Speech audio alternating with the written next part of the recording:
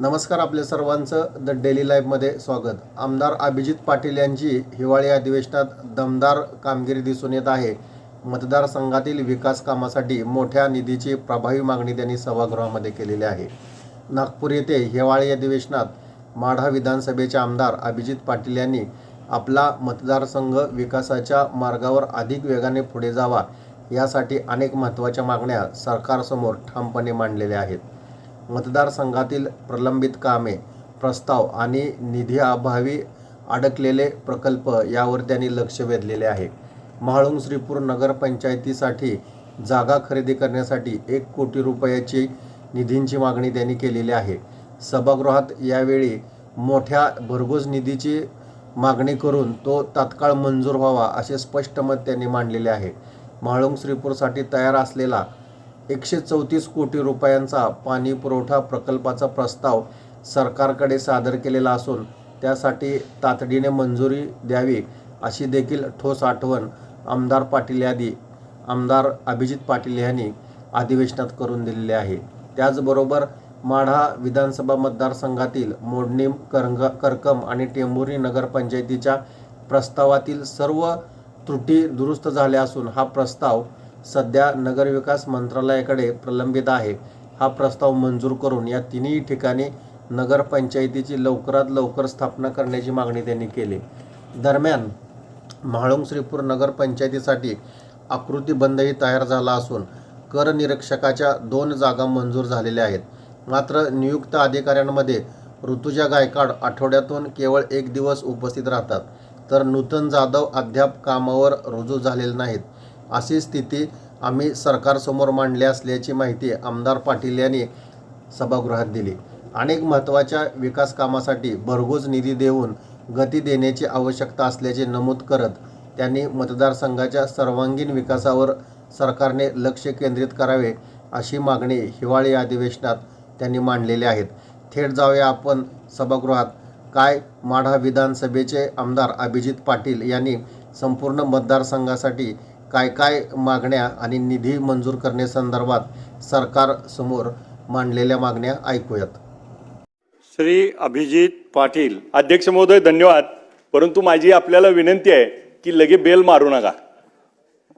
अध्यक्ष महोदय, सकाळी 10 वाजल्यापासून आम्ही सेशन सुरू झाल्यापासून बसलोय। बोला, आपली मागणी काय आहे आणि बाब क्रमांक 33 पेज क्रमांक 79 शासकीय इमारतीस 520 कोटी रुपये या पुरवण्या मागण्यामध्ये त्या ठिकाणी आरक्षित करण्यात आलेत। तर माझ्या माढा शहरामध्ये गेले अनेक वर्ष झालं की शासकीय इमारत नाही नगरपंचायतला, आणि ती नगरपंचायतला इमारत होण्यासाठी जागेची आम्ही मागणी केली। 2255 क या जागेवरती जिल्हाधिकारी साहेबांकडे फाईल आहे, आणि मग तिथं छत्रपती शिवाजी महाराजांचा अश्वारूढ पुतळा व्हावा आणि त्याच्या पाठीमागे नगरपंचायतची बिल्डिंग व्हावी यासाठी 10 कोटी रुपयाचा निधी मी गेले 1 वर्ष प्रत्येक अधिवेशनात मागितलाय। मुख्यमंत्री आणि माननीय उपमुख्यमंत्री शिंदे साहेबांनी देखील याच्यावर एंडोर्समेंट केली, परंतु याची तरतूद होणं आवश्यक आहे। आणि मग 520 कोटी रुपयाची तरतूद आता केली आहे, तर आमच्यासाठी निधीची 10 कोटी रुपये तरतूद करावी। माझ्या मतदारसंघातली दुसरं महाळुंग म्हणून त्या ठिकाणी श्रीपूर ही नगरपंचायत आहे, इथं देखील जागा खरेदी करण्यासाठी सरकारची जागा नाही, तर तिथं आम्हाला जागा खरेदी करण्यासाठी 1 कोटी रुपयाचा निधी उपलब्ध करावा आणि त्याच्यावरती इमारत बांधण्यासाठी देखील निधी उपलब्ध करावा याचा देखील पाठपुरावा करतोय, तरी आज मिळालेला नाही। या बरोबर आज पाणी पुरवठा अमृत महोत्सव यामध्ये 2 कोटीची तरतूद केलेली आहे, आणि मग यामध्ये माझ्या माढा शहराचं 52 कोटी रुपयाचा त्या ठिकाणी परिपूर्ण असलेला प्रस्ताव त्या ठिकाणी गोविंदराज साहेबांच्या टेबलला त्या ठिकाणी आहे। आणि मग अनेक दिवस झालं, 1 वर्ष झालं पाठपुरावा करतोय। माढा शहरामध्ये त्या ठिकाणी आम्हाला 10 दिवसाला एकदा पाणी पुरवठा होतोय, आणि मग गावातील लोकांच्या पाण्याचा प्रश्न बिकट आहे, आणि मग तो तातडीनं यामध्ये मंजूर करावा। 2000 कोटी रुपये तरतूद आहे। आमचे 52 अध्यक्ष महोदय 1 मिनिट पण झाला नाही, त्या ठिकाणी 52 कोटी रुपये त्या ठिकाणी मंजूर व्हावे, आणि त्याचबरोबर 134 कोटी रुपयाचा महाळुंग आणि श्रीपूरचा पाणी पुरवठ्याचा देखील प्रस्ताव आपल्या पुढे आहे, तर ते दोन्ही प्रस्ताव मंजूर करून आम्हाला पाणी पुरवठ्याची योजना करावी।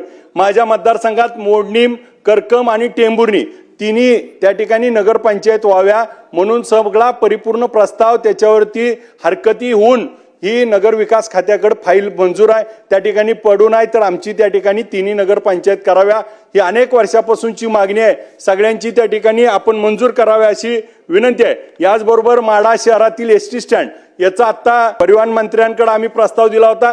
तिथं शॉपिंग सेंटर आणि हे करण्यासंदर्भात त्या ठिकाणी आपण तातडीनं निधी उपलब्ध करून द्यावा. माढा शहरामध्ये गोडाऊन यासाठी पैसे द्यावे.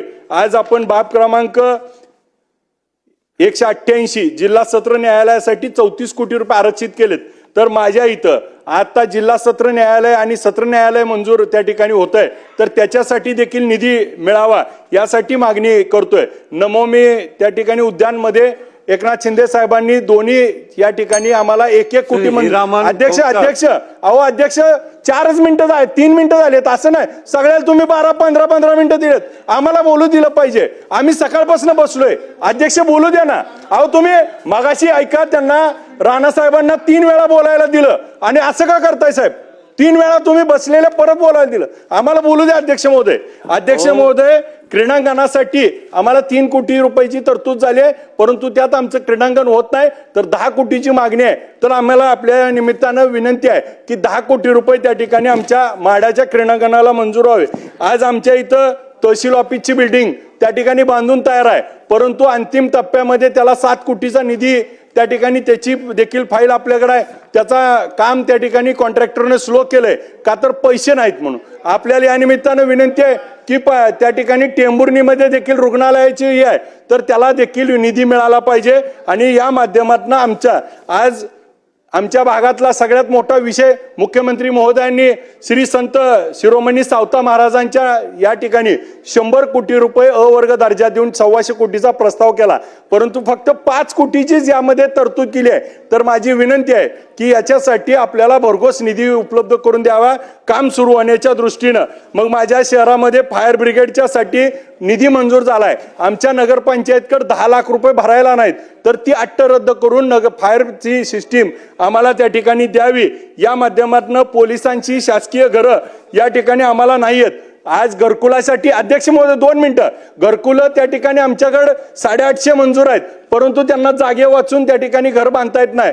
तर यासाठी आपण गृहनिर्माणच्या माध्यमातून एक योजना करावी. आज याचबरोबर माझ्या म्हाळुंगमध्ये आज आकृतिबंध त्या ठिकाणी तयार केलाय, परंतु कर निरीक्षकाच्या 2 जागा आहेत. एक उदाहरणार्थी सांगतो, त्यापैकी ऋतुजा गायकवाड आठवड्यातनं 1 दिवस येतात आणि नूतन जाधव म्हणून नाही, त्या अद्याप रुजू झाल्या नाहीत.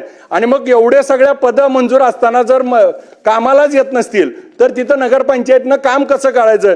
यासाठी आपल्या आवश्यक आहे. माझ्या माढा शहराला रिंग रोडची आवश्यकता आहे आणि घनकचरा व्यवस्थापनासाठी देखील निधीची आवश्यकता आहे. पंढरपूर शहरामध्ये पत्रकारांना घरं बांधण्यासाठी जागा उपलब्ध करून घरं देणार असं आश्वासन त्या ठिकाणी मुख्यमंत्री उपमुख्यमंत्र्यांनी दिलंय.